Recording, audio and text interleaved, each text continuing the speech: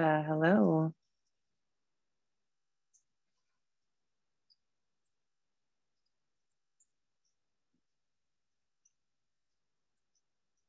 Hello, hello, hello. All right. Welcome to another episode of The Art of Waistbeads. Today, we're going to be talking about beads, needles, and most importantly, energy. And yes, we will talk about thread also. So this is going to be a very exciting class. It's going to be informative. It's going to be instructive. And if you don't have all your tools or materials, it's okay. This episode is being recorded. It will be available in about 24 hours after today. And you will be able to rewatch this on the Michaels website. So don't worry if you weren't able to get all your materials, or if I have materials that I bring out that you don't have or you forgot to get. It's okay. So let's get into it. One of the most important things, actually the most important thing about Waistbeads is the energy. And I think this can be said to be true about anything that you do, where you're hand making something or you're actively creating something, whether it be cooking, making Waistbeads, painting, writing, journaling. Your energy is very, very important. So some of the things that I do before I even sit down to make Waistbeads is I like to make sure my energy is good. And it could be, the stress of driving to my space. It could be, dealing with my daughter and her being homeschooled right now. Whatever these different inputs are that can affect my energy, I try my best to make sure that before I touch or do anything, that I check in with myself. This is very mindful work, and checking in with yourself is a practice of mindfulness. So that's something we want to do before we sit down. And one of the ways that I like to do that is breath work, taking in some deep breaths, having a conversation with myself, seeing where I am, seeing where my center is, where my energy, where my focus is. And I'm very into scents and smells. They really help with my mood. And so oftentimes I will spray some essential oils. I have a diffuser here. I don't know if you can see it right here.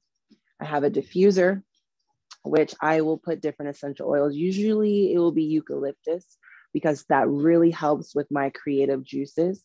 And it really gets my brain stimulated. It gives me a little bit of energy, a little pep in my vibe. And another thing that I like to do is I like to burn sage. So I have some sage here. Now I get my sage from Beach Bum Wisdom. She's actually my sister Naima. And what you do is you don't have to burn the entire bundle. You can simply break off a leaf and light it. Okay. Make sure the flame goes out.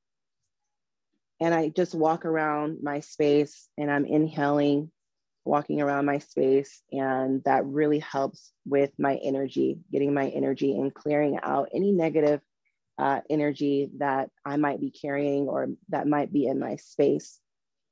So, and then you can do other things like light incense. I love to burn candles. I usually cannot even craft or do anything without burning candles. So those are some of the things that I do to make sure I have good energy. Also, staying hydrated. Make sure you have water handy, okay? I'm beading for 8, 9, 10 hours a day sometimes, and I wanna make sure that I have my water available. I usually like to have it in sight, because if it's out of sight, it's usually out of mind. So I like to have it, I have it right here.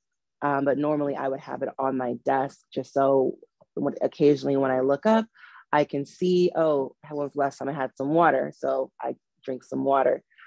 Okay, so that's energy. That is different things that you can do to check in with yourself and making sure your energy is in alignment with what you're about to do. And we'll touch more on the importance of that as we go along. Next, you want to make sure you have all your tools, all right? Sharp scissors, very important.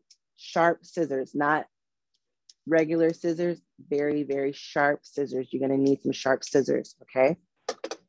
Thread, I have different threads available here that were sent to me by Beadalon. If you could go to the overhead camera. So I have here some different threads that are available at Michael's. I personally like to use a braided nylon thread. And I don't have the size, but it's about the diameter of like a fishing line thread. So this is a good example of the type of, the thickness of thread that I use. And you can use any color that you like. I prefer white, but it's available in black, gray. We have some green here, some red, some blue. I didn't even know it came in all these colors, and some silver. And my favorite, white. So these are some examples. You can also use, I know when I was, can we switch to the other camera, please? Thank you. When I was first starting out, I experimented with upholstery thread, cotton thread, and tried those things out. The only reason why I don't use those now is because it's not antibacterial. So cotton and upholstery thread and like polyesters, once they get wet, they will hold moisture. And if you're tying on your waist beads, you're tying on something that's gonna get wet. It's gonna be wet after you get out the shower, and you're gonna sweat, it's gonna get dirty. It's gonna, start smelling kind of moldy. You don't want any of that to happen. So I tend to stay away from the fabric type threads. And then just like a t-shirt, when you're wearing a t-shirt and you're washing a t-shirt, over time, it starts to wear down. And so that's the same thing with cotton thread. Waistbeads made with cotton thread. Eventually it will wear down and break. Cotton thread is very durable, but being exposed to the elements on a constant basis, the water, you sweating, whatever body products, lotions, body wash, whatever you use. Again, if you're tying this on, that cotton is gonna hold all those elements in it. And it just wasn't a good situation. So then I started experimenting with different synthetic threads. And I ultimately landed on a braided nylon thread, very close to like a fishing line thread. Wait. I think I got something in my eye. No, that was a wink. No, I'm kidding. So that's thread, all right? I had an eyelash in my eye. That's what that was. All right, so another tip that I would like to recommend, well, actually, let's go to needles, right? So my favorite needle, and this is not a plug. This is like a genuine, this is what I legitimately use, all right? I use Beadalon's curved beading needles. And I'm gonna open this up for you. Like seriously, if you were to audit my inventory as far as supplies, you will definitely see these on there. This is what I use. And there are other companies that make this needle, but I find the ones from Beadalon are very durable and they last longer. They don't break as often. And I like how durable and stiff they are. All right, so we have this needle. But one thing I want to recommend is that before you start, when you first take it out the package, try to straighten out the curve a little bit, because this this is more like a C curve. When it first comes out, it's like a C, whereas we want more like a soft J, like a capital J. Okay, so you're not physically manipulating. We don't want to bend the curve. We simply want to apply pressure as we straighten and go along the spine of the curve. Okay, and that will give us that soft J. This is very important in capturing the beads in the bead spinner. All right, so I was gonna go to my tip. I'm always losing needles. So I got a little cushion. This is a little pin cushion for sewing. And this is an empty recycled candle jar. And I just put the pin cushion in there. And whenever I'm done with my needle, I just stick it in there because I'm always losing my needles. Well, I was always losing my needles until I got one of these. All right, so that's just a little handy tip for you right there. Now, if you have any questions, I would like for you all to comment them in the chat. I have a team that is taking note of repeating questions, very important questions, or if I've said something and you want me to repeat it. If you have any questions about anything that I'm sharing with you, feel free to leave your question in the chat. And when I open the floor up for questions and answers, my team will let me know what your questions are. So don't feel like, you know, you have to know all the answers to what I'm saying. But if you have any questions, make sure you put them in the chat so my team can see them and we can address them, hopefully. All right. So next, we went through energy, we went through needles and thread. Now let's get to beads, all right? There are different types of beads, and I'm going to go through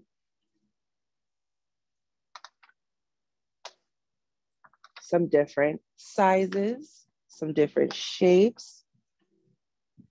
So here we have, these are some Silverline matte. Matte is the same as frosted, by the way. Silverline frosted matte seed beads. I use 100% glass seed beads. I don't know how that got in there.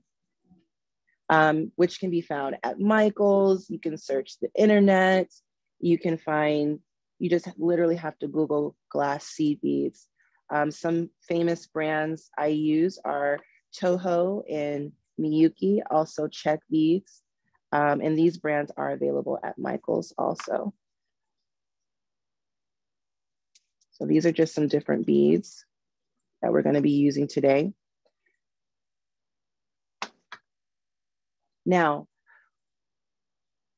another thing that's important to have, and I got this tip from one of my tribe sisters, Tracy, is a beading mat. This is a lifesaver. You see, I bead on a glass table, right? This mat is a lifesaver. Essentially, you will be beading, and then if you drop beads, the beads will literally fall and stay on the mat. Before I was using the mat, I was dropping beads and they were bouncing and rolling, and I was losing lots of money because beads were just falling to the floor. All right, so get yourself, and it's felt, the material is felt. I know there are different mats out there like silicone. You want to get something that feels like felt. Essentially, that's what you want to use. All right. Now, let's answer some questions. Ladies, are there any questions that are you feel we should be answering right now?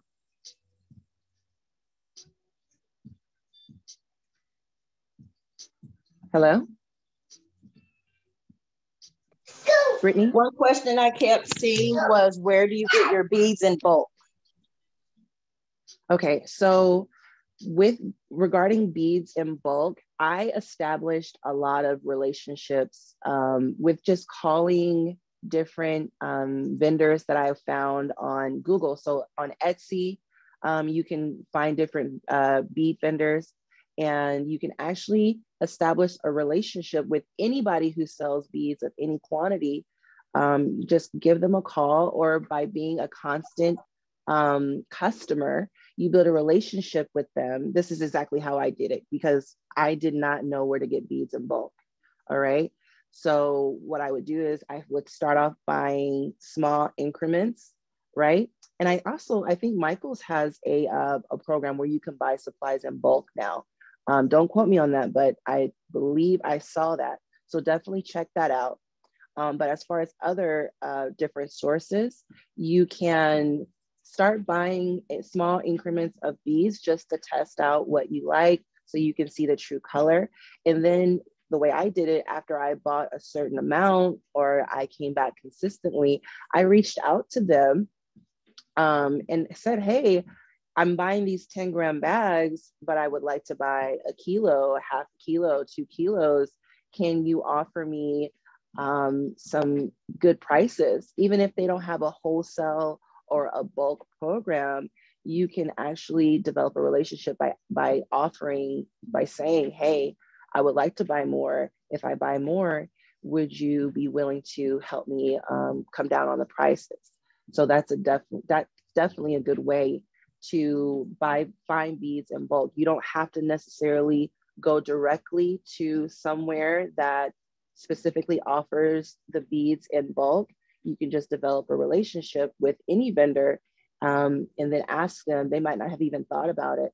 And I'm pretty sure they would love, if they're selling these 10-gram bags, I'm pretty sure anyone would love to offload a kilo or two here and there.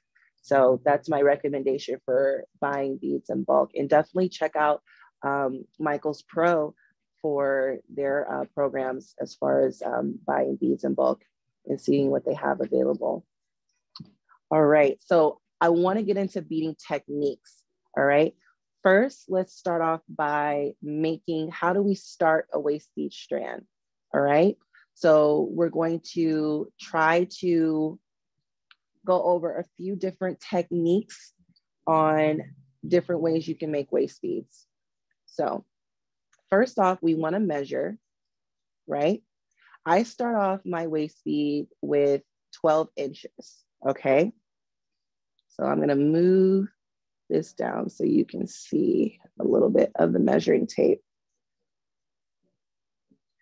So I'm gonna start at 30 and then go to 42. That's 12 inches, right? 12 inches right there. And then from that 12-inch mark, I'm gonna put that back at 0. And let's say I wanna measure 50 inches. All right. So we have from here to here, we have 12 inches. And then from here to here, we have 50 inches. And then we're gonna double that.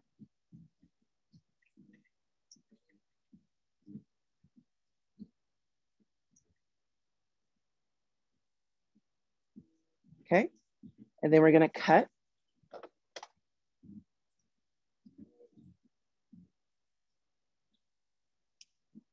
Now, for those of you who missed that, don't worry, because this is being recorded. So take a deep breath, relax. If you missed anything, don't worry. All right, so now we have our strand, and we're going to match those ends to end to end. Let's see if I can move this out the way for a second.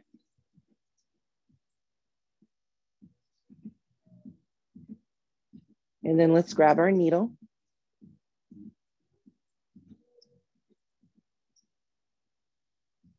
We're going to put one end through the needle.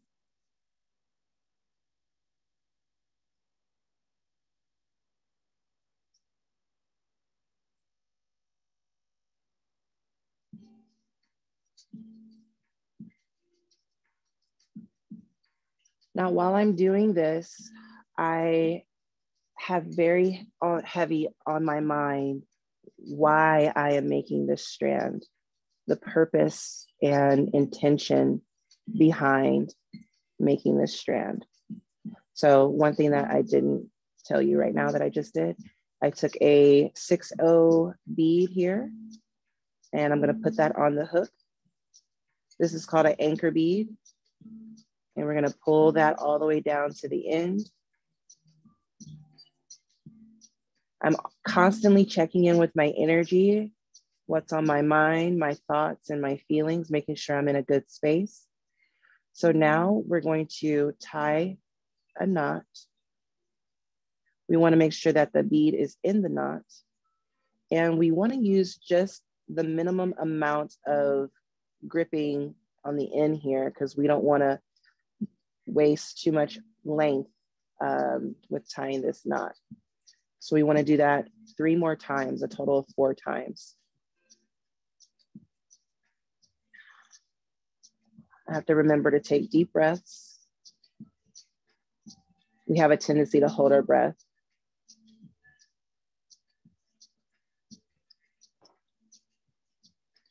So if making for full-figured women, if you're asking me how long you should make it, I recommend getting the measurements of that specific woman. Now, if you're asking for inventory, let's say you want to make a bunch of waist beads and take with you somewhere to sell, I recommend always doing the standard 12, and then possibly 60 inches is what I recommend for, you know, like a universal size that you can feel comfortable with having a size that fits everyone. Not everyone is smaller than 60 inches. You might have some women that have a larger measurements, and you know, you can just take their information and then make a custom strand. But if you want like a good average of strand length, I recommend the 60 inches plus the 12 inches, and then you're gonna double that times 2. Okay, so now we're gonna go to the slip knot. So now you are gonna grab this anchor bead here.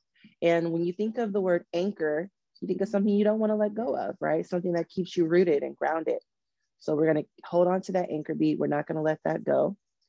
And we are going to take 2 fingers or 3 fingers, depending on the thickness of your fingers. My fingers are pretty thick. So 2 fingers, and we're gonna wrap it around those 2 fingers.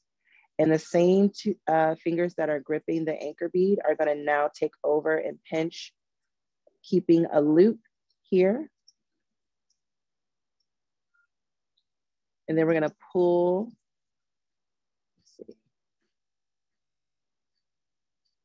this through. And we have here, we're gonna pull that down. Okay, I'll do that again.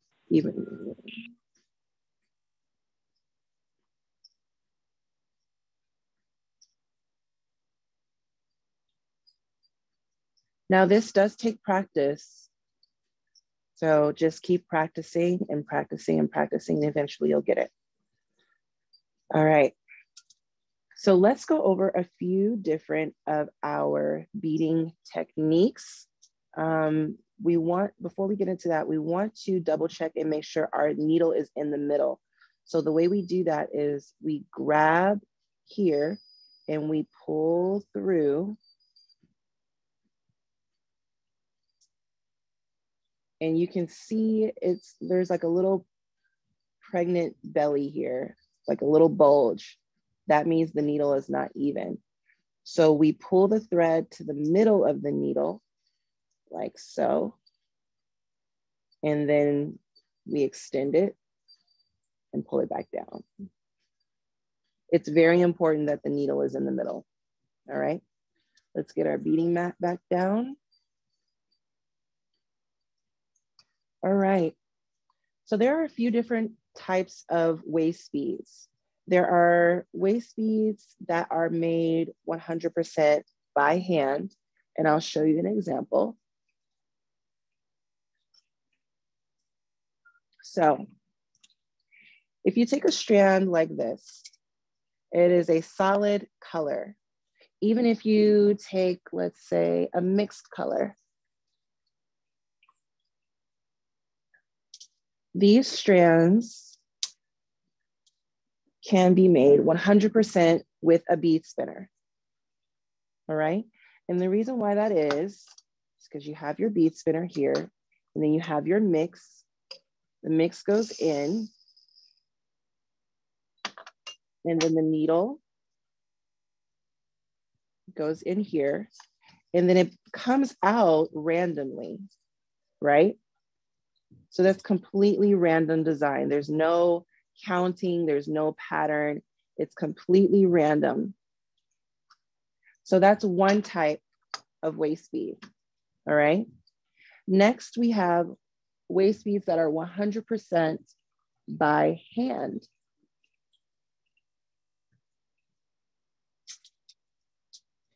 Take this strand, for example. This strand is a pattern strand. Each strand is 100% individually, each bead is 100% individually strung onto this string. There's a pattern, there's a count, it's precision, it's designed.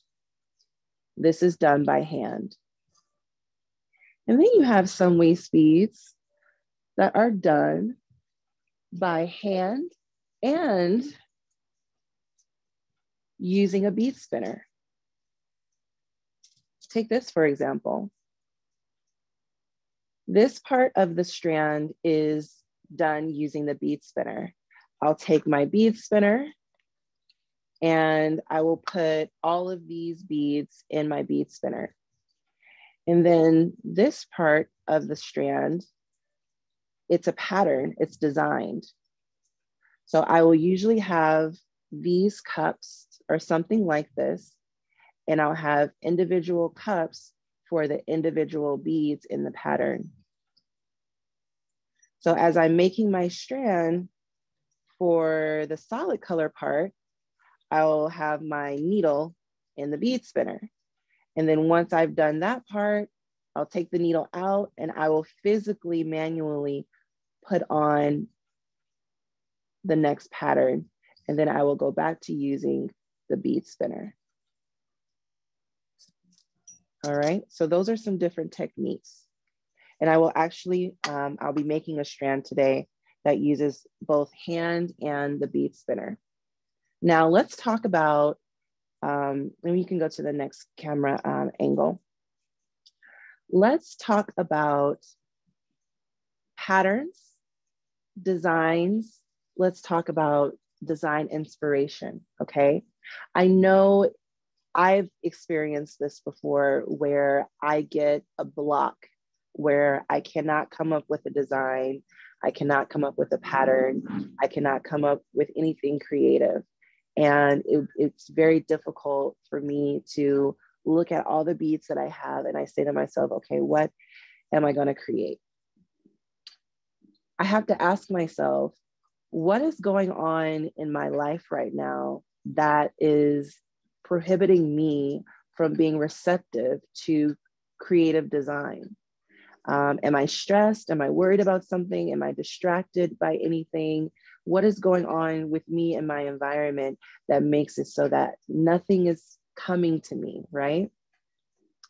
Now, I get my ideas for designs and patterns from everything around me. So oftentimes, if I'm not seeing it in here, it's because my environment is not a reflection of a creative space and a creative flowing space. So I want to try to do things to rectify my environment in what I'm doing throughout my daily life that makes it so that there's not a free flowing energy space. So with that being said, once things get going and once I feel like it's literally happens like a download, like it's download designs are downloaded into me. Once I'm open and receptive to those downloads, it's like Niagara Falls. It just keeps flowing and flowing and flowing. And I used to be, and this is what helps me with my designs, I used to be a chef. And one thing about being a chef is that we love colors, patterns, textures, flavors. All those things play a key role in developing different dishes. And so that experience transfers over into my waist beads. Oftentimes, not only do I like to mix different colors, but I'll take, let's say I have all the colors that I want, right, for a particular strand. I'll ask myself, what color can I make matte? Is there a color that I can make silver line? Is there a color that I can have transparent or opaque? I will try my very best to not just come up with a color scheme, but also mixing and matching different texture profiles is very important to me. And so I'll show you down here what I mean by that. So take this strand, for instance. This is not just a mixture of sizes, but it's also a mixture of colors and textures. This is a 6-0 frosted or matte, emerald, and transparent. So the feel is frosted matte. So it feels kind of velvety. And then the component, the element, actually, the description of the bead is transparent. So you can actually see through this bead, right? You can see through this bead, right? So next we're gonna go to the other elements of this strand. This is a different size. We have 11-0 beads here. And these 11-0 beads are metallic and they're opaque. You can't see through them. Next, we have 6-0. And I don't know if you can see it. It has like a little rainbow coating that's called AB. A as in apple, B as in boy. And they're silver lined. They look like they have a mirror on the inside of them. That's called silver lined. And they're transparent. So you can see through them. Next, we will go to these white beads here. The white beads are opaque. And although you can't tell, they're also frosted. So they feel very velvety. So I'm almost like a blind person when it comes to creating different patterns and designs. Like I like to feel like, what is this strand gonna feel like? You know, this is very velvety. These beads here, the transparent beads, the silver line AB transparent, these are very smooth, like slippery, almost wet, almost.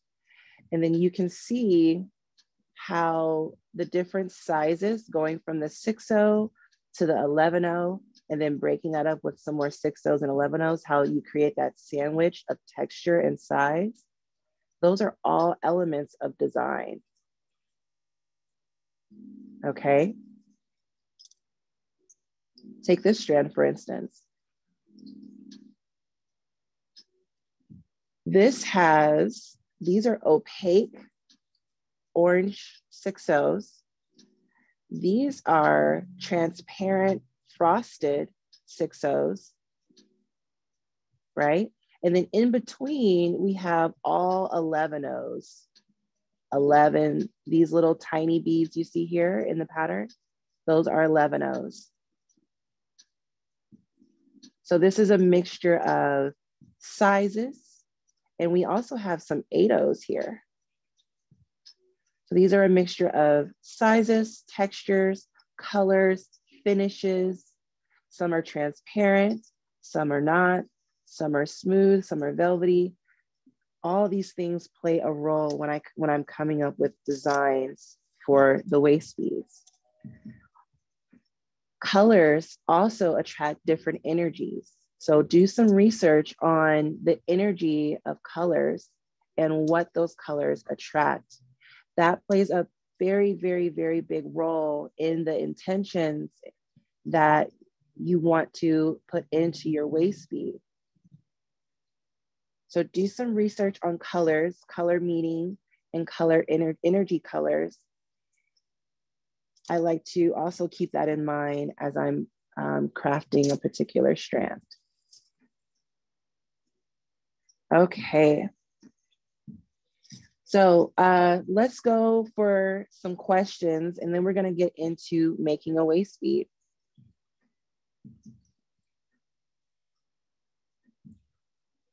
Brittany? Yes, one question we had was about overseas vendors. How do you feel purchasing from overseas vendors versus using US vendors? I prefer US vendors just because again, energy is everything to me. And so developing a relationship with a US vendor is a lot easier than overseas. Not knocking anyone overseas, but I feel more of a personal connection with someone here that in the US, because I can go and visit that person. I can talk with that person. With the time zones and time differences, trying to get a hold of them is a lot easier over here. So I wouldn't say that one is necessarily better than the other, but I definitely have a preference with, if I need something, if I need something tomorrow, I can call my vendor and say, hey, can you send this to me? And I don't have to worry about it coming from overseas. And then I can develop a relationship and get to know this vendor. Because if I want to know if a particular bead fades, if a particular bead is going to have certain properties, or if I need samples because I want samples before I order a huge amount, that's a lot easier with a US vendor. So it definitely, there are pros and cons, especially because, there's price differences, obviously, that we consider when we go overseas. But I like supporting our US vendors because I feel like there's more of a personal connection that can be established within the US. Any more questions? One more before I start. Where will we be able to find the recording after 24 hours? So you will be able, first of all, I will send it to you. If you've signed up to turquoiseandsalt.com, you can go and subscribe to my list. I will send it to you, but it's also available on Michael's. They post it. They post all the recordings on Michael's. And you can also look on YouTube. If you type in the name of this class, it will come up on YouTube. But definitely once it's available, I will go ahead and send it out to all of you. But those are the 3 different places you can find it. And one more question I keep getting about silk thread. So yeah. So silk thread, I've used silk thread, and it's the same thing kind of with the cotton. Silk thread is very expensive. Okay. And I don't find it as durable when it gets wet, and when you're adding in different elements like crystals. It's just not easy for me to work with. And it's very soft. So it's very soft and malleable, and it doesn't really play well with me because sometimes I need to really pull some beads down onto the needle and onto the thread, and it can fray sometimes very easily than other threads.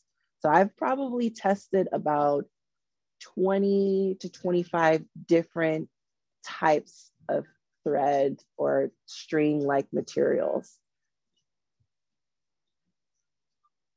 All right, so let's get into it. We are going to be making a strand today, and her name is Queen Nandi. This is a strand that exemplifies all the different materials that I showed you today. So we have some 11-0 beads. These are frosted transparent. We have some metallic beads.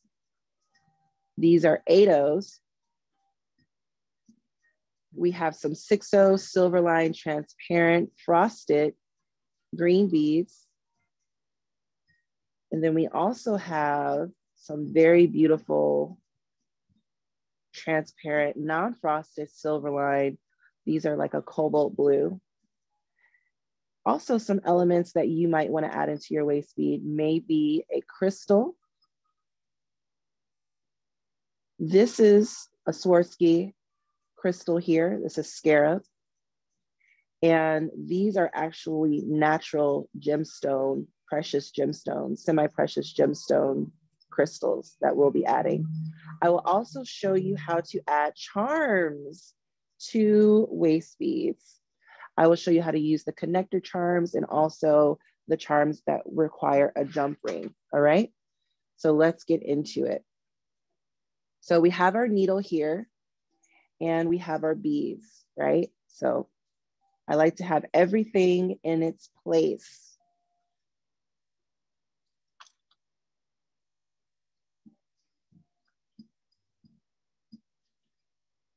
And I will show you how fast I can make a waist bead when I'm using a bead spinner.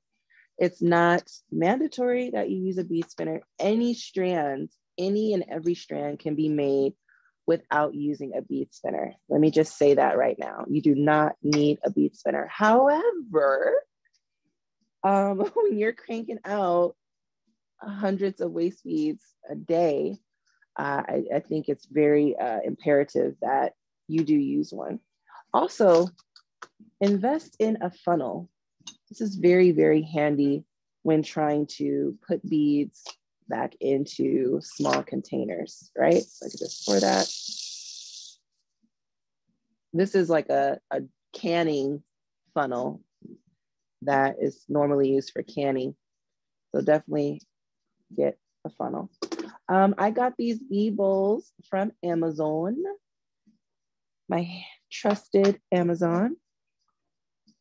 All right, bead spinner time. I use a manual bead spinner.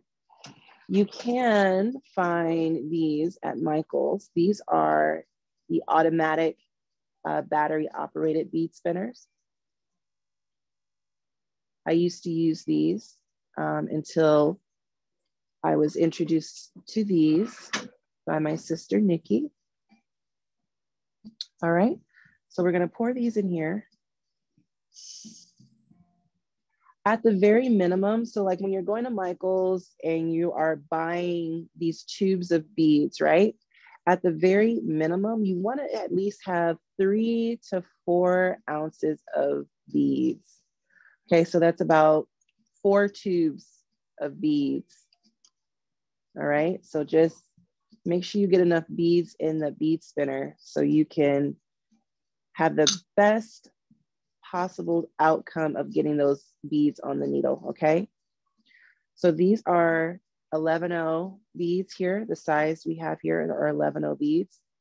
And we are going to just put the needle in between the wall of the bead spinner and the center here. We want it right here in the middle. And we want to make sure that the needle is not completely flush, but almost tilted a little bit down into the bowl. So not like this, so not like that, and not completely flush, but kind of just slightly angled down in there, okay? Also, when we're holding the needle, we want to make sure we're not looking at the top of our hand and we're not looking at the palm of our hand, all right? We want to be able to see these 2 fingers touching together. And do not, ladies and gentlemen, do not feel like you have to death grip this needle, okay? The tighter you grip the needle is not going to make a difference in the ability to get your beads onto the needle, okay? You want to have a nice, again, all about energy, right? We want to have that good, relaxed energy when we're crafting. So relax your hands, okay? Shake it out a little bit. Take a deep breath. All right. Between 10 and 11 o'clock is where we want to put that needle. And I am right-handed. And so I spin my bowl counterclockwise, all right? And I have the needle facing away from me, away, away, away. So this color that we're working with, this is, I would say, is an indigo, all right? So indigo is definitely a color of mental clarity. So I wanna focus on that energy as I'm working with this bead spinner, this bead color, okay? I wanna keep in mind, if that's the way you want to make your waist beads, as I'm working with each color, I am holding in my mind, I'm holding in my energy what that color represents energy-wise. And I'm focusing on that energy and keeping my thoughts within that energy space, okay? So.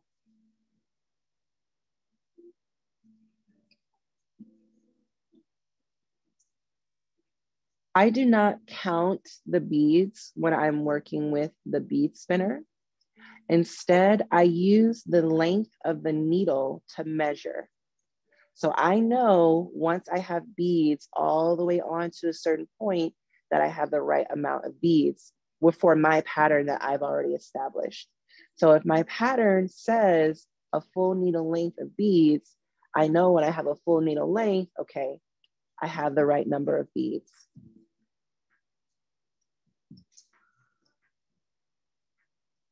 So how do I know what the color means? Simply go and research.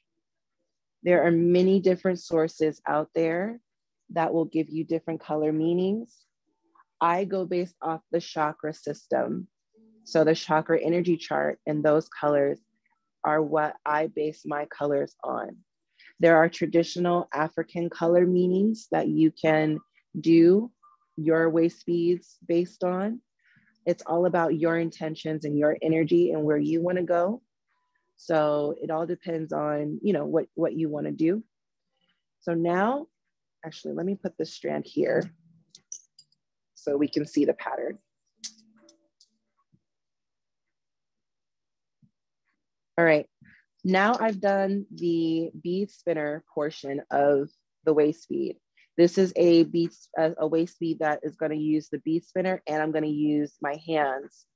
So once we get to a part where there's a pattern involved, like here, I'm going to take the needle out of the bead spinner, and I'm going to, you can see here, I have a pattern of 3 gold, 3 of this color, 3, and then I'm alternating here, and then I'm going 3, 3, 3, okay?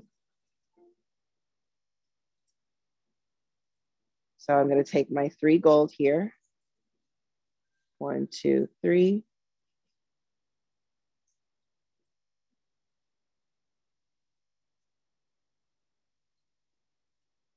One, 2, 3.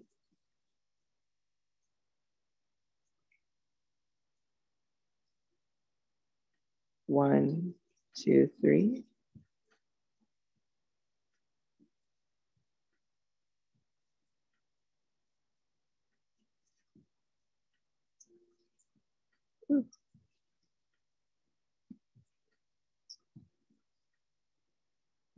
And then I'm going to alternate here.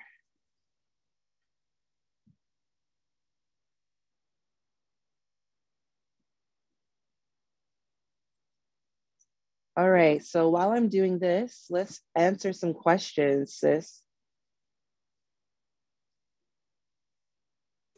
Okay, give me one sec. I'll get back to one that I saw multiple times. Your preference on the hand spinner versus the electric spinner, and where would you suggest someone try to find one? I prefer the hand spinner, and it's so funny because I was an avid electric spinner. I was even at one point going to try to release my own engineered plug-in bead spinner.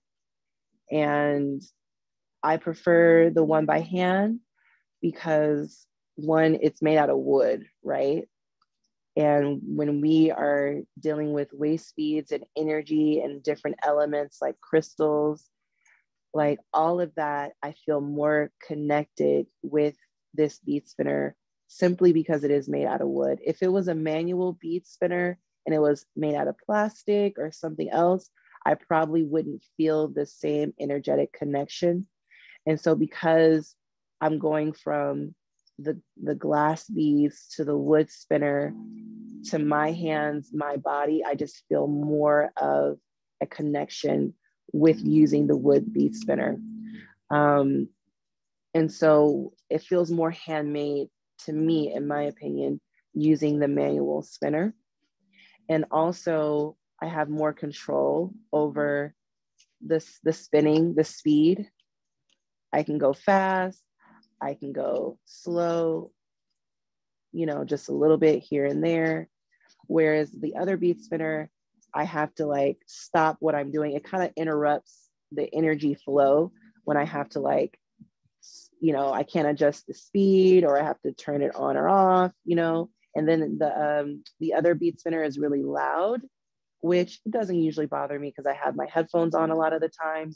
But I really prefer the manual bead spinner because it literally feels like, I don't know if you remember that scene in Ghost with Demi Moore, where they're like molding the clay and it's just all super beautiful and wonderful. That's how I feel. That's the energy that I'm channeling when I'm using the manual bead spinner. I know that was like super deep, but that's what it really is. No, that was perfect. This is like an interview. Another question. Yes. What size beads are your favorite size to use? My favorite size are 8/0s, which happen to be beads. The beads in 8/0 sizes are really hard to find in all the beautiful colors, but these are 8/0s. So let me show you the difference in comparison. This is actually a good right here. So these indigo beads are 11/0. These gold beads are 8/0. And these teal beads are 6/0. 11/0, 8/0, and 6/0. I love 8/0 beads because they have this basically the same hole size as a 6/0, but they're not as small as 11/0s, right? And they're easy to work with the bead spinner. And if I'm doing something by hand, they're easy to go on the needle and the thread. I have the least amount of issues with 8/0 beads. So they're in between the 11/0s and the 6/0. It's like Goldilocks, you know, and the three bears, like this one's too big, this one's too small, this one's just right. So I love 8/0 beads. So we have finished our first pattern here. You see, I did this part with the bead spinner, and then I went into doing this by hand. This is counted, this is intentional, this is patterned and designed. And then we're gonna go straight back to using the bead spinner. What are some more questions?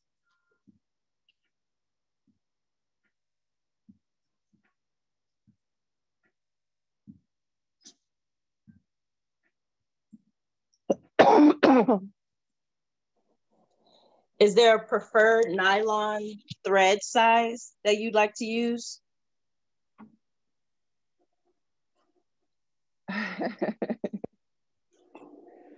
I don't have a thread size. I don't have a thread size. I'm pretty sure the thread that I have has a size, but I don't buy it based on the size.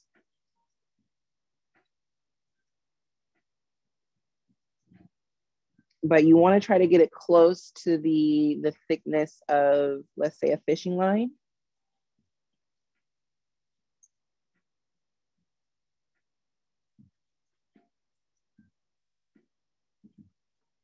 So another thing that I like to incorporate into my patterns and designs are different numbers. So my favorite even number is 8. And my favorite odd numbers are 3 and 5.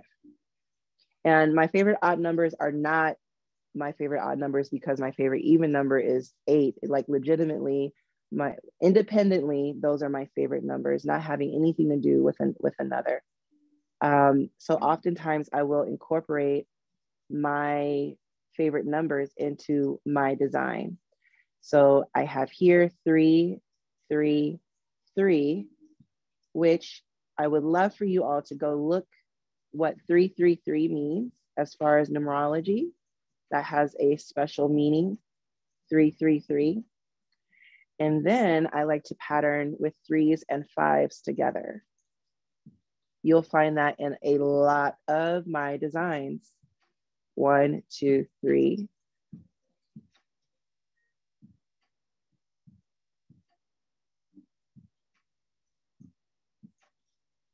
One, two, three, four, 5.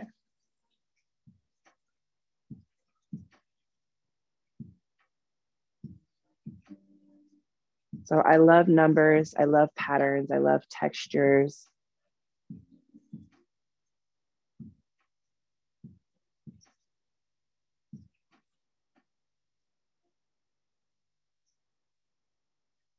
Any more questions? I'm just going through, I'm trying to get to the end of the strand so I can show you how to find the center of the strand and then also how to finish the strand. I'll take one more question before I get into that.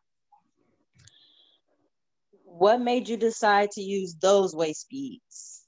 I'm not sure if she means by the design or getting into waist beads, period. Yeah, I'm gonna need clarification on that question. Is there another question?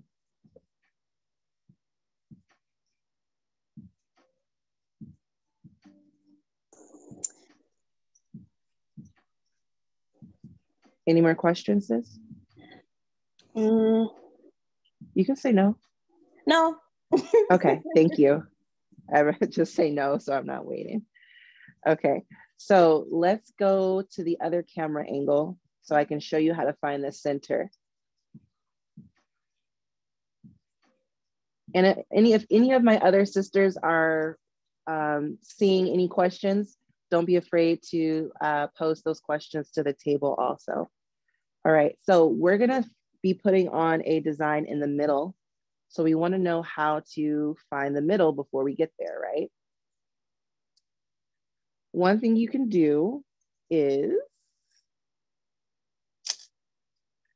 get your end where the needle is and 6 inches, right? 6 inches. And then to the other camera angle. All right. So we have here, and we take our hand and we pull that down. We want to match the end to the end. Okay. That's how we find the middle. Because remember, on this end, we have subtracted 6 inches, right? So this is the true end right here, where the bead starts. So we want to match end to end. So one thing we have to do is subtract 6 inches. Bam, did that. And then we want to match this true end to the other true end.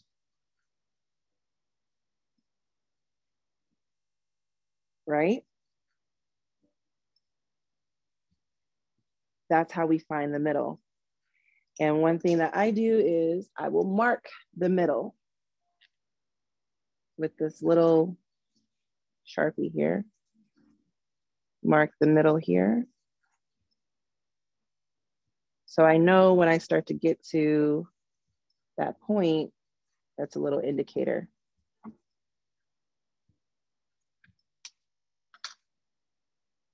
All right. So let's get there. If there are any questions, feel free to ask. I'm just gonna get you guys to the middle so I can show you. I got a question. Yes, my love. Do you change the design based on the size of the waist you're beading? As in like a 24-inch versus a 40-inch. Do you change it?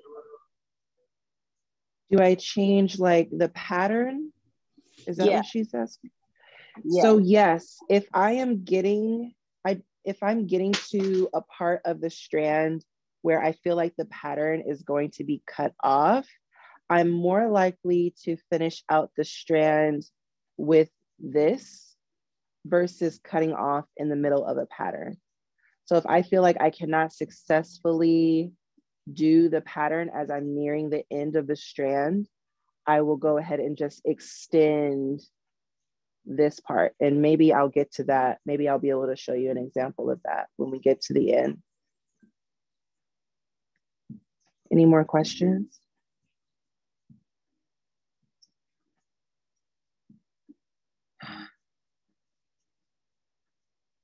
It's so funny. I'm always doing breath work as I'm working. And if you're ever beading with me, you will hear me inhale and exhale deeply.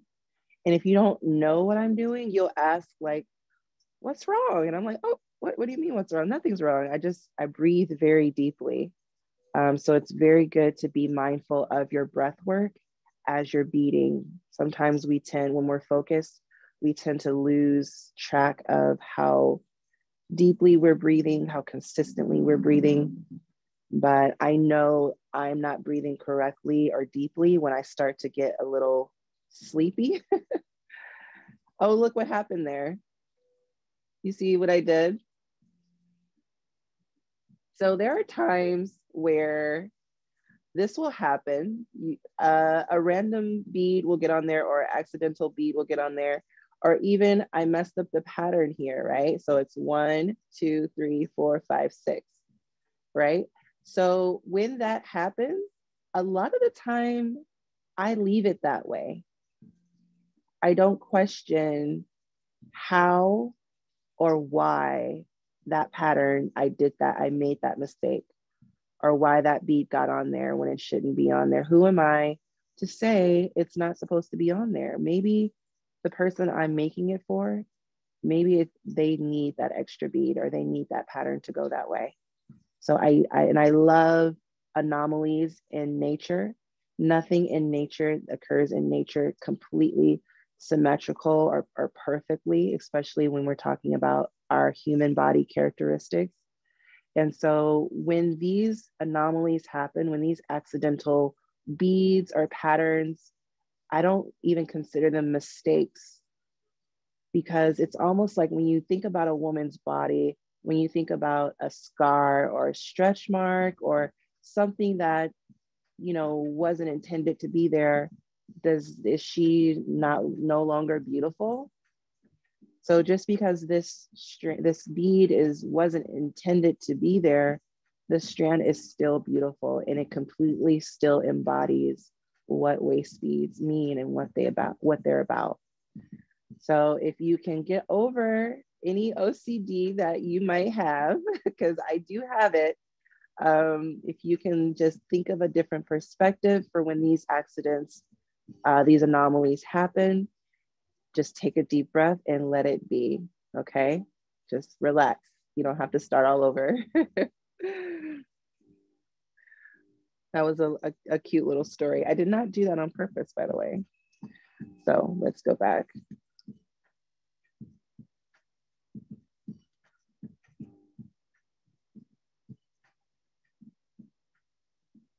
We're getting close to the middle here.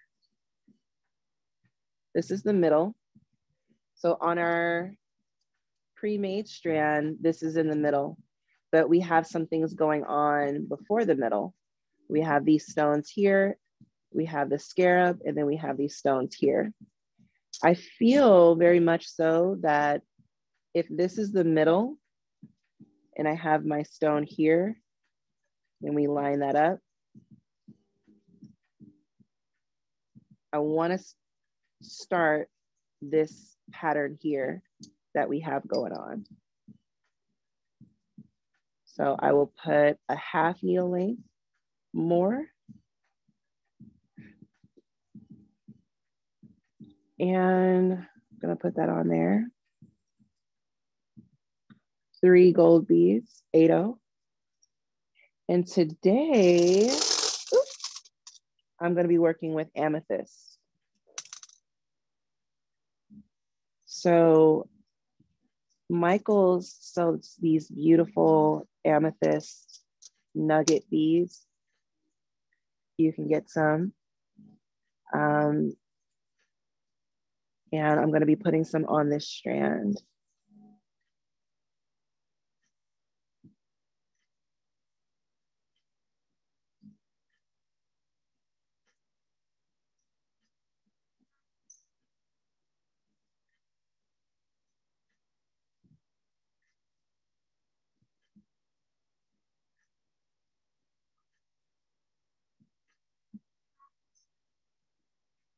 And then here, again, I don't count, right? So if I put this there and I take my needle and I use my needle to measure, it looks like just enough beads to get over that first curve, right? That's how I'm measuring, all right? So if I put my needle in there and I go like this, that looks about right to me. And let's see how well I did. Looks good to me. I do not count. The only time I count is when I'm doing a specific pattern. And even then, I might make a mistake.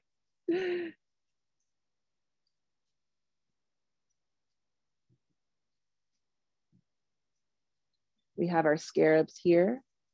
What color should I use, ladies? We've got some blue, some icy blue. We've got some beautiful, beautiful maroons. We have green, I think. We have like a honey, like a dripping honey, a sunset honey. Ooh.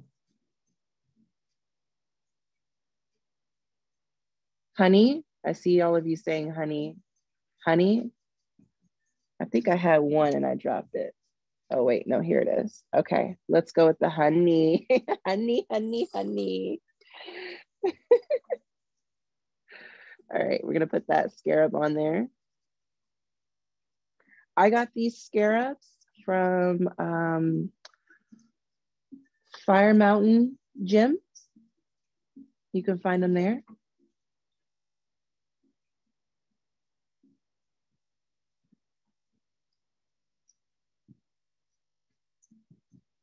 Again, not measuring.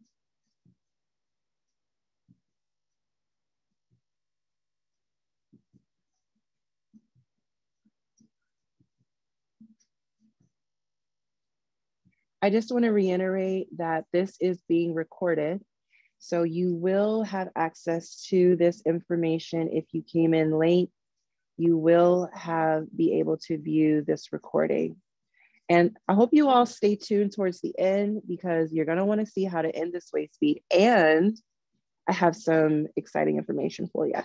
So make sure you stay to the end. And when we're almost done, normally this strand would take me, I want to say 10 to 15 minutes to make. But I am, demonstrating and showing you step by step. We're getting towards the end here. Are there any questions?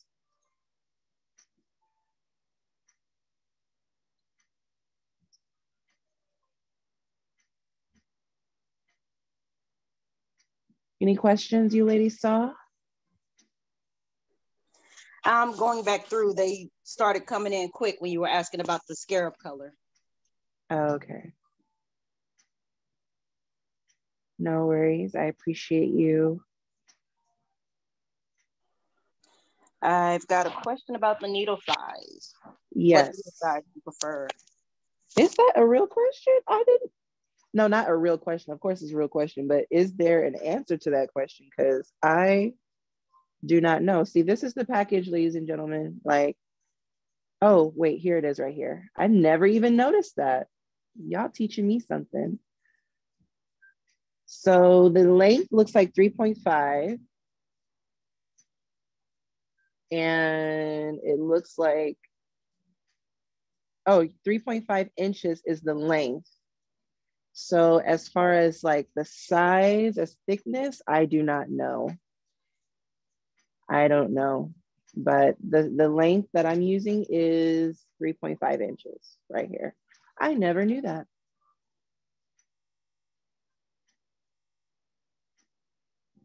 Thank you, whoever asked that question, because I did not know that information, and now I do. Any more questions? Could you share one of the vendor names where you get your crystals? Like these crystals? Yes. I got these crystals from Michaels. So Michaels has these crystals. They have also some, they have crystal points. I got these from these specific ones that I'm using today. I got from Michaels. And on my first video, I had some citrine that I got from Michaels also. Don't sleep on Michaels, y'all. Okay, like they have some good stuff. Like, please go to your local Michaels and check them out. Okay. And I'm going to shout this person out for this question. Juju asks, how have you benefited from within having started your Waistbeat business? Oh, Lord. Whew. How have I benefited from within? I won't even say it is about the Waistbeat business. I will tell you about my journey. My Waistbeat journey has taken me to places within myself that I never knew existed. Never knew that I needed to go there, and definitely helped guide me like a compass while I was rummaging through everything. So since I started making Waistbeat, it's almost like you go back to, and you can change the camera angle. I'm gonna answer this question. So it's almost like going back home to a home that you haven't been since you left for high school. And you go into the home and there is a chest there, right? And in this chest are all of your things, all of your stuff that has been collected and put for you in there, and you're going through it and you are seeing things that you remember, seeing things that you don't remember, recognizing things, having nostalgia, and then also having things that you rather have not seen anymore or found again. And it really causes you to have to do the inner work, because y'all gonna make me cry. There's so much on the inside of us that we don't realize is there. And we don't realize that those roots that were planted so long ago, how they're manifesting and how they are sprouting up into our present life. And sometimes we have to go and do some digging, and we have to really see and separate the fruit from the weeds, because oftentimes we only focus on the weeds and we can't see the fruit through the weeds. And so the weeds can sometimes cover up everything that makes us beautiful, all the fruit that we have to offer, everything that we can produce, everything that we are, everything that we have to offer, our value, our meaning, our purpose, like that's all the fruit, right?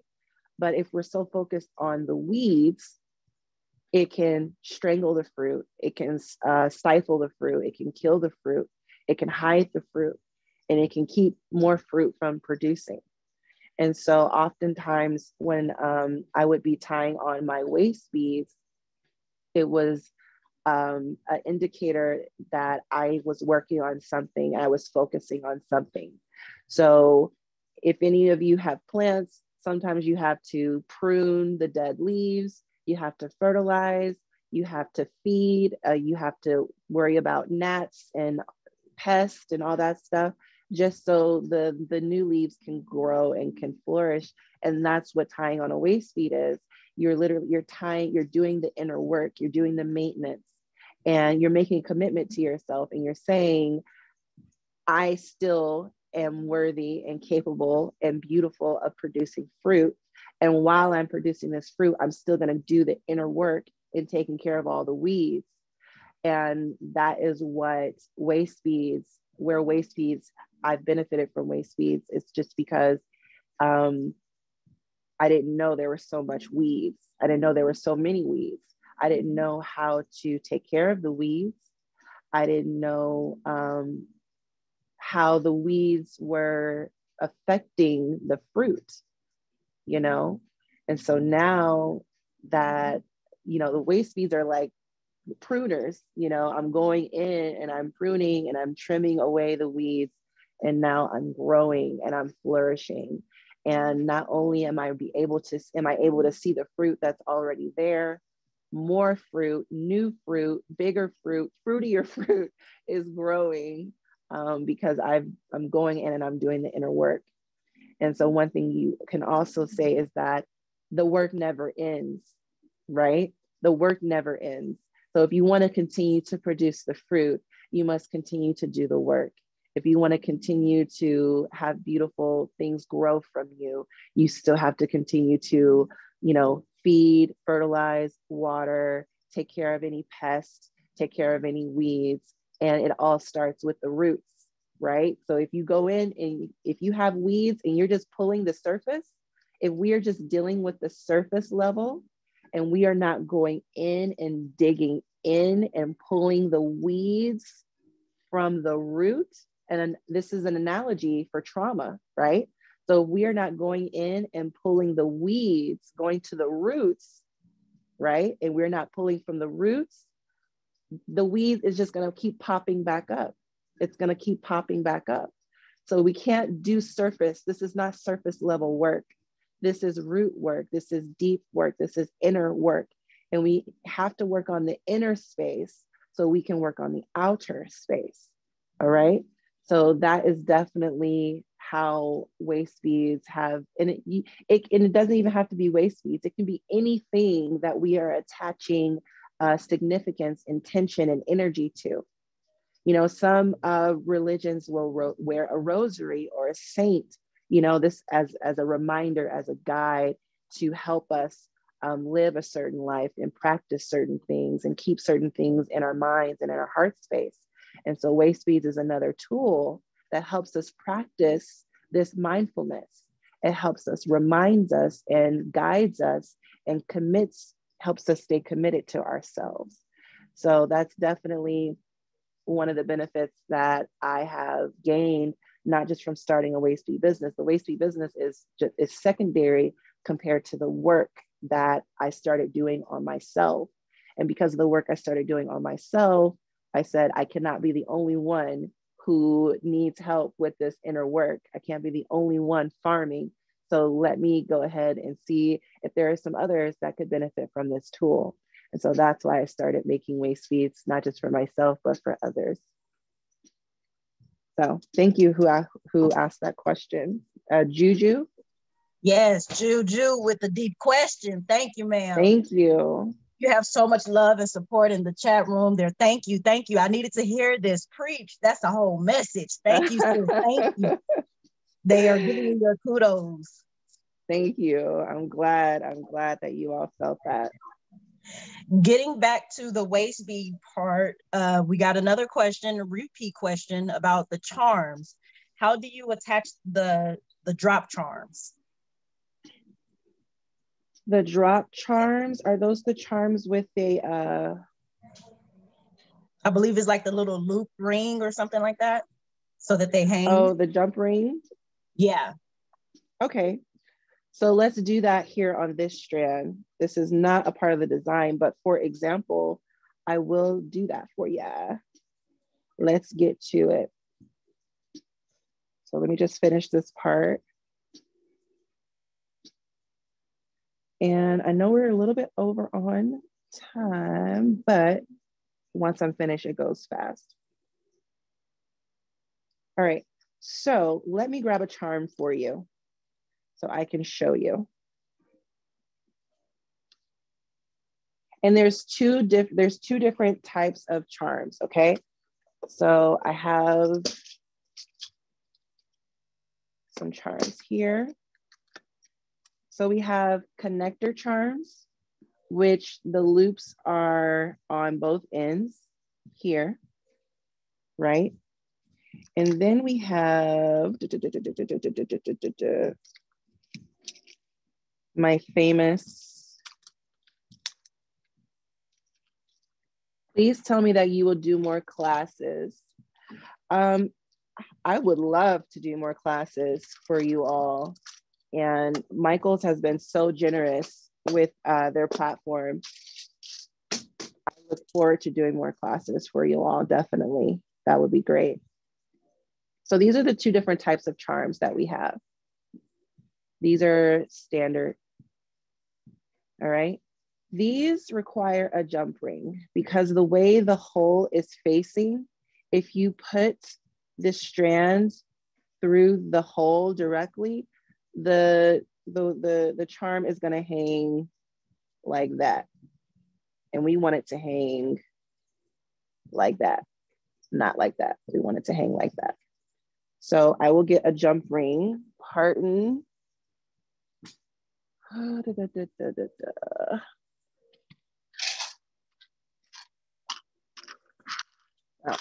that's not a jump ring. These are jump rings. So let me grab a jump ring out of here. One thing with jump rings, you want to have 2 pairs of jewelry pliers, okay? You need 2, all right? And the reason why you need 2 is because when you are opening up a jump ring, the proper way to open up a jump ring is to twist the ends opposite. So the right hand is going to twist away from me, the left hand is going to twist towards me, okay? Just like that. Okay. Then we're going to put our charm on.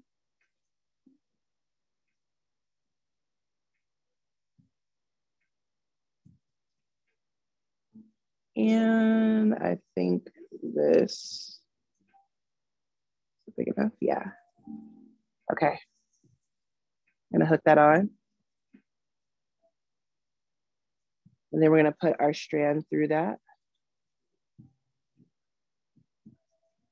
And then we're going to do the opposite direction. And I got these jewelry pliers at Michael's.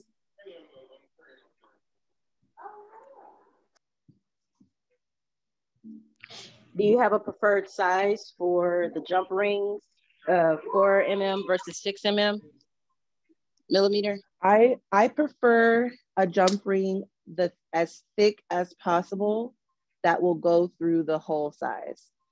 I don't want to tell you exact size because different charms have different hole sizes, but the thickest allowable gauge for the particular charm that you can get through that charm is what I recommend. The thicker, the better.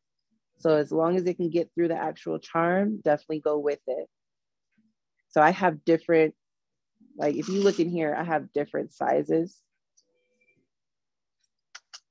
But I prefer the hole to be as small as possible as far as the diameter. And then as the gauge of the actual metal, I prefer to be as thick as the charm will allow. All right. For the charms, is there anything you do to them to keep them from fading or changing colors, or is it just a particular type of charm that you get that won't change? I used to get charms. And dip them in Protective Clear. Actually, I think I have a jar here.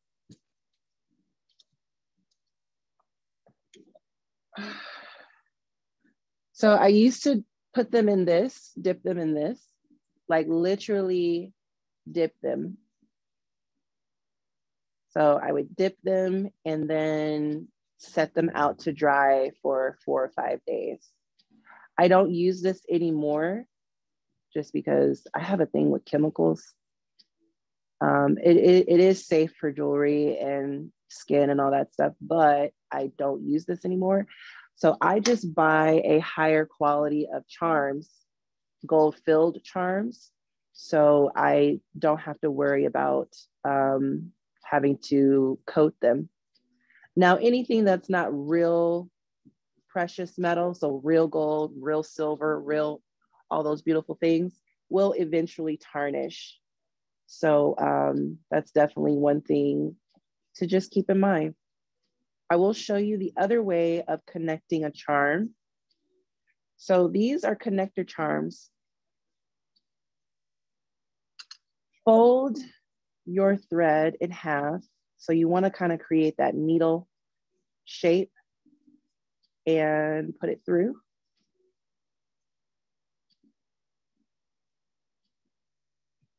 All right, put it through that end. Take that same needle shape. Oh, sorry. And then take the needle, the actual end of the needle, and put it through the loop.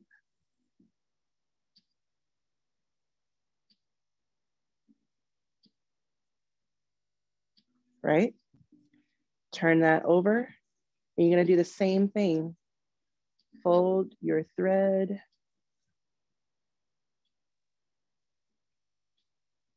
And put it through.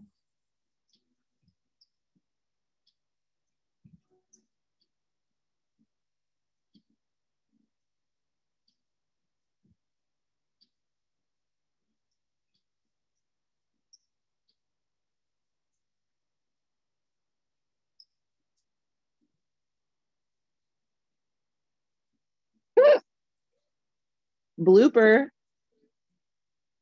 I don't know what happened there.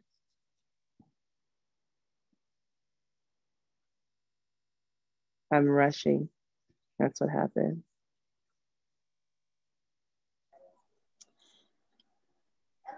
Is there a difference between braided and bonded thread? Yes. Which do you prefer? Braided.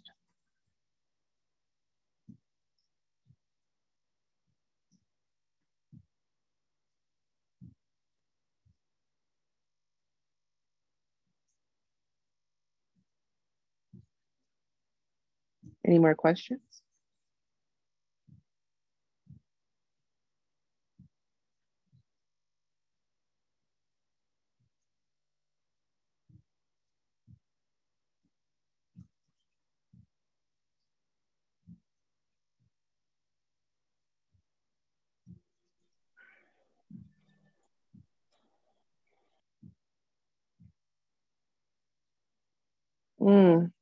I messed up, guys. Okay, so I messed that up. I'll have to do another class on that. But I want to show you how to end the waist bead. Oop.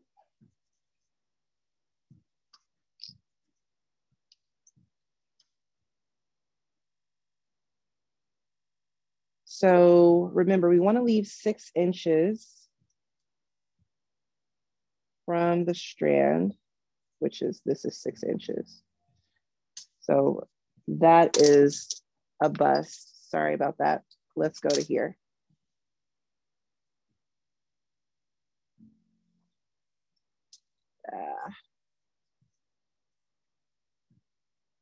So when you are done with your strand, when you have, let's imagine this is 6 inches here. You want to remove the needle from here, pull that down, get your scissors, and cut, okay? All right. And then you want to get another anchor bead here. Put that on.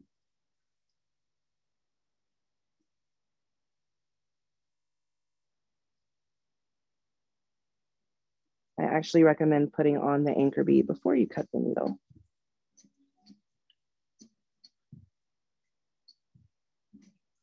Okay. So, and then tie your 4 knots, just like when you started.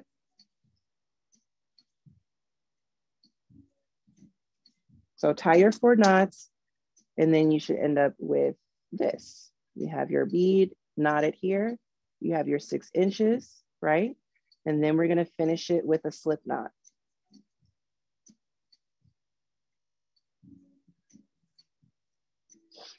Okay. I'll do that again. Anchor bead here. Slip knot. All right. And then you have your strand. Are there any questions?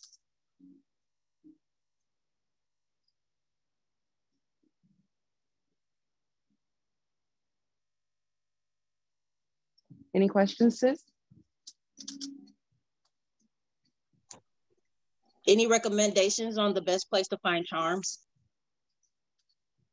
Let me say this in regards to materials, okay? This is thread, this is beads, needles, everything. You have to do the research, right? So when I first started out, I went to Michael's, I went to some of the other craft stores, and I just got what looked good to me. And I played around with them and I tested them. I saw, you know, how durable they were, how easy they were to work with. This is with all the materials, from thread to needles to beads. Like, this is an actual journey. This is an actual process that everyone has to go through. All right.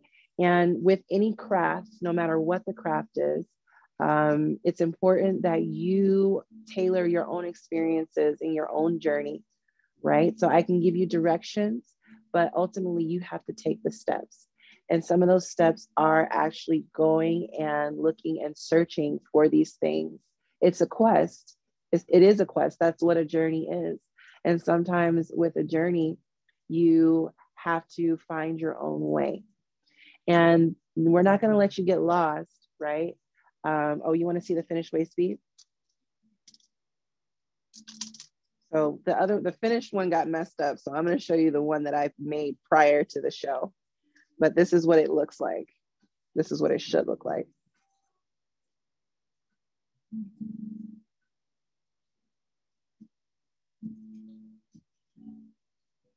All right, so back to my tangent. It's important that it's like a rites of passage, okay? And with the rites of passage, there are going to be trials, there are going to be tests, there are going to be challenges. And it's important that you, as the journeyer, the journey woman, that you actually go and you take the steps and you do the research and you find out what works for you. Because what works for me is not necessarily what's going to work for you. And I want you to have those experiences. I want you to have that triumph feeling when you discover what works for you and what you like. And it's very important that you experience that process, because that will ultimately feed into everything that you put into your work, everything that you put into your craft and your skills. And the fact that anything that you get for yourself, that you learn for yourself, no one can ever take that from you. No one can ever own that. Okay, you want to take control and feel empowered in finding out the answers to these questions, because it's not just about the answers to the questions, but it's about the journey and the path that these questions take you into finding those answers. So are there any other good questions that we want to answer before we log off? The last one. I think this one's Okay. a good one. What is something you would want to say to someone starting out that you wish someone had said to you?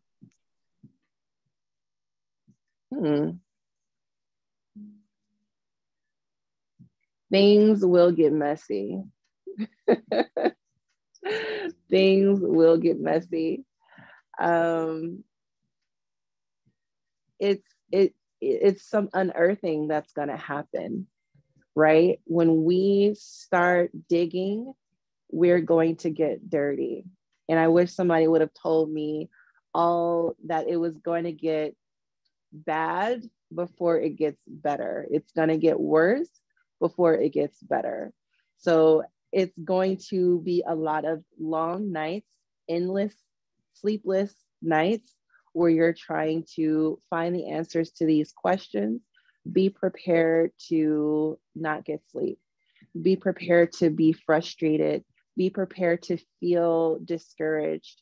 Be prepared to feel disheartened and to want to quit and to want to give up. Be prepared to not have the answers to your questions. Be prepared to not have anyone help you. Be prepared to not have anyone show you. Be prepared to sacrifice your time, your energy, your money, your heart, your spirit. Be prepared because this work takes great sacrifice. And I wish somebody would have told me that, but at the same time, I'm very grateful that no one told me any of this, because it ultimately added so much value and authenticity to my journey.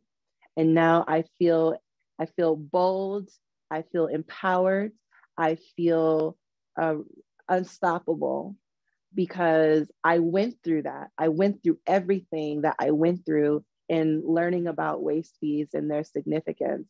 I went through all of that and I did it and I made it and I survived and I'm surviving and I thrived. And I did it on my own as far as the knowledge seeking. But then I discovered a whole tribe of women that made everything worth it. And I'm so grateful for my bad days, because on those bad days, my tribe shows up for me. I'm so grateful for feeling defeated, because on those days where I feel like quitting and I feel like giving up, that's opportunity for my tribe to show up for me. So without the bad, without the negative, there's no room for the positive and the support to shine through.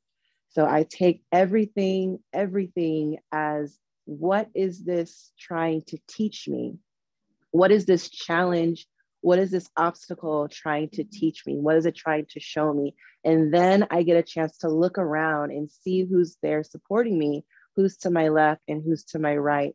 So if there's one thing that I could say, I wish somebody would have told me, is be prepared, be ready, and don't give up, no matter what, no matter how you feel, no matter what you think.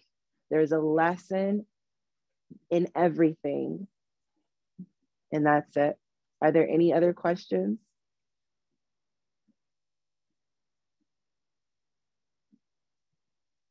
No? All right. So before we log off, I would love for all of you to go to turquoiseandsalt.com and purchase your single strand Waistbeat kit. They are on sale now. And I have not announced it outside of the Michael's lives. I have not announced that they're available for sale.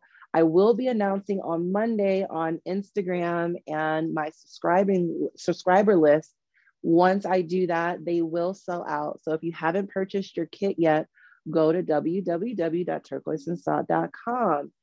Also, please go on Instagram at turquoiseandsalt and follow me, because there's going to be some very cool things going on there.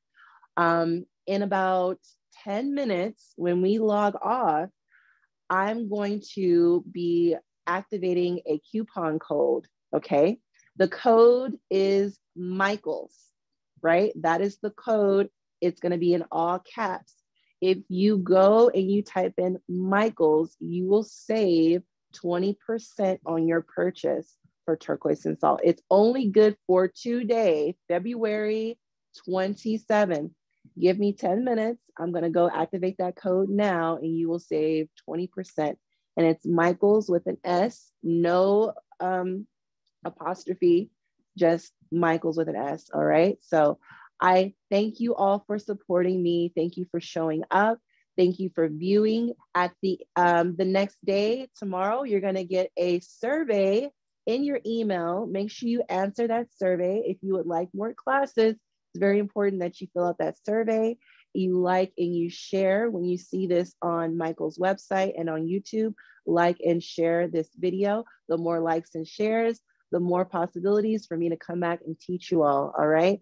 Thank you for tuning in today. I love you all. Thank you for your support. Bye.